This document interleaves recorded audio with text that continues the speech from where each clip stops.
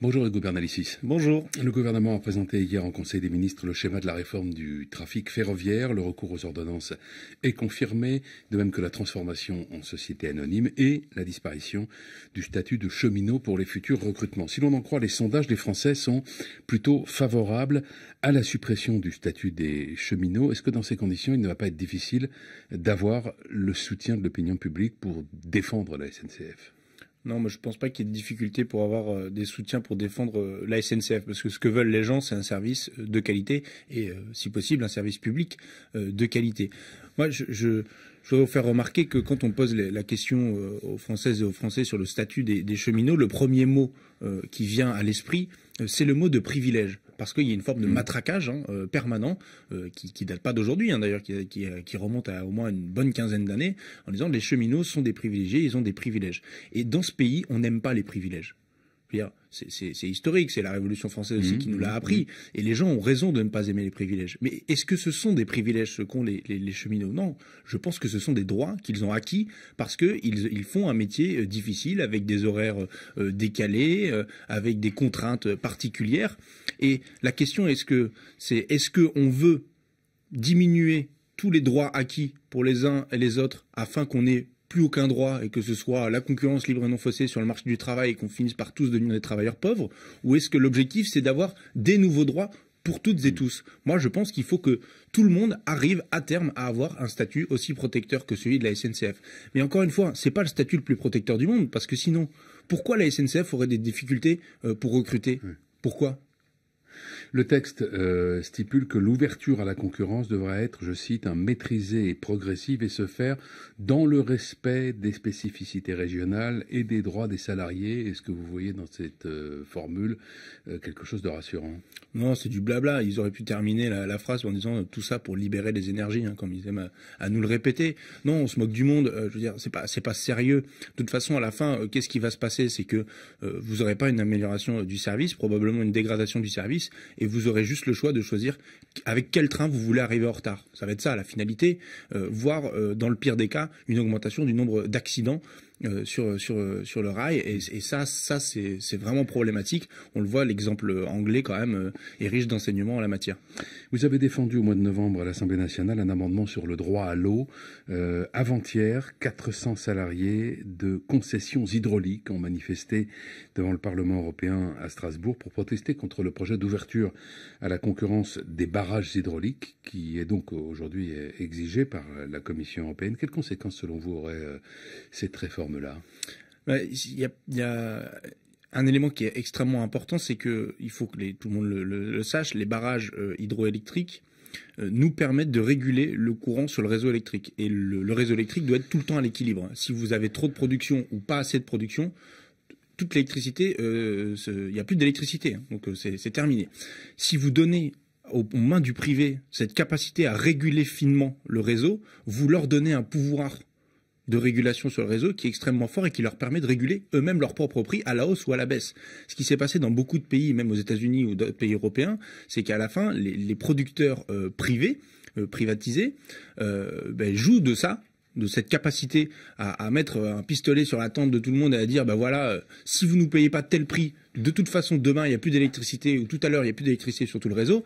Et donc on voit qu'on sort complètement de la notion de service public. C'est extrêmement grave, et à la fin en plus il risque d'y avoir un surcoût pour le consommateur en termes d'électricité. Non, c'est un bien commun, il faut le conserver en tant que bien commun, et on voit encore le diktat de l'Union européenne comme sur la SNCF qui nous explique ce qu'on devrait faire de bien dans notre pays. Non, là c'est pas l'intérêt général, tout ça est de l'idéologie fumeuse qui va nous mener droit dans le mur. Aujourd'hui, il y a déjà des opérateurs privés qui vendent de l'électricité en France, et dans l'ensemble, ils sont moins chers que l'opérateur historique EDF, qui ne s'appelle plus de EDF, d'ailleurs, je crois que ça s'appelle Engie, il me semble. Non, il y a encore EDF, mais c'est GDF qui est devenu GDF Suez, qui est devenu Engie, etc. Bon, Engie, dont l'actionnaire majoritaire est toujours l'État, enfin bon, et qui pourtant délocalise. Ça, j'avais dit opérateur historique au départ, pour rester un peu dans le flou. Engie, qui est donc l'État actionnaire majoritaire, qui pourtant délocalise une partie de son activité, notamment relations clientèle, à l'étranger, alors qu'ils avaient dit le contraire, et qui en plus fait de l'optimisation, de l'évasion fiscale. Mais les opérateurs privés, donc, qui eux sont sur le marché, pour l'instant, ils vendent moins cher. Oui, mais pourquoi? Parce qu'on a obligé EDF, opérateur historique, à vendre plus cher. C'est-à-dire qu'on a fait exprès, on a organisé Le fait que les autres soient moins chers pour susciter la concurrence, parce que sinon elle serait pas venue, parce que EDF est un bon outil de service public à la base. Non, c'est vraiment pas sérieux sur la question de l'énergie, parce que de toute façon le réseau il doit rester unique. Je viens de vous l'expliquer pourquoi. Et sur la production, il faut qu'on revienne à un service public. Moi, je suis pour revenir à un pôle public national. C'est dans le programme de l'avenir en commun. C'est ce que propose la France insoumise, et c'est la seule position raisonnable et rationnelle. Les barrages n'ont finalement pas été levés à Mayotte. Les représentants du mouvement social attendent des résultats concrets.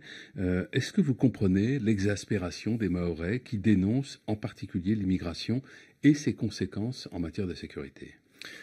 Moi, je comprends tout à fait cette exaspération parce que ça fait partie, Mayotte, de ces territoires souvent oubliés de la République.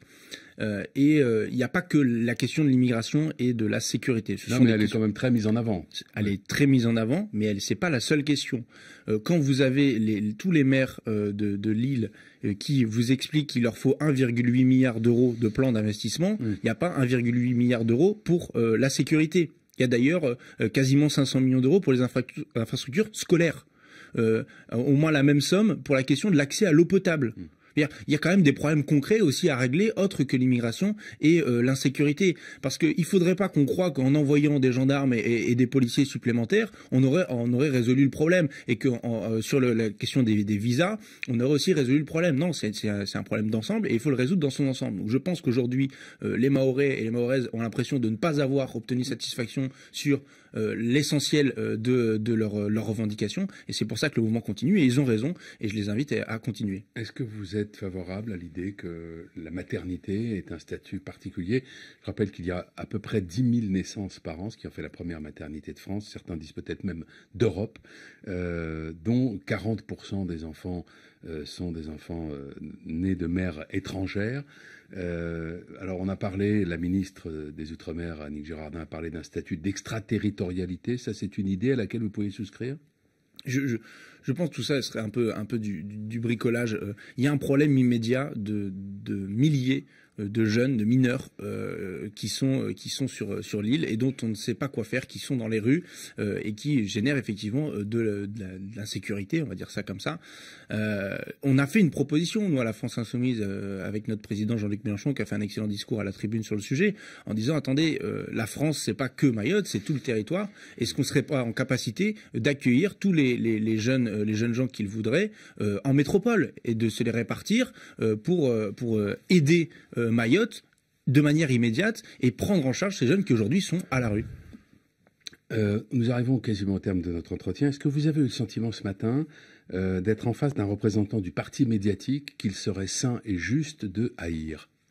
Je ne crois pas avoir été en face de ce genre de représentant, mais parce que le parti médiatique n'est pas le parti, il n'y a pas encore de parti unique. Encore une fois, il y a encore des espaces de liberté d'expression. Donc Jean-Luc Mélenchon aurait dû employer le pluriel et dire les partis médiatiques, certains partis médiatiques. Non, parce que je rappelle tout de même que je fais allusion à la phrase il est sain et juste de haïr. Non, mais il y en a un qui fait quand même 95%, qui détient 95% des médias, donc forcément il est très dominant. Donc c'est un peu ça le sujet. Quand vous avez 9 milliardaires qui possèdent l'essentiel des médias, il y a un parti médiatique de facto. Mais voilà, ici je peux venir et expliquer qu'on a cette semaine une votation sur le nucléaire. Ouais. Voilà, je ne sais pas si je peux le faire dans d'autres médias, je ne sais pas ce qu'on pourra en discuter ensemble. Bon, ici on peut se contredire et ça c'est très bien. Et vous m'avez pas invectivé ce matin, ça a été très sympathique et très cordial et c'est tant mieux. Merci Hugo Bernalicis, bonne journée.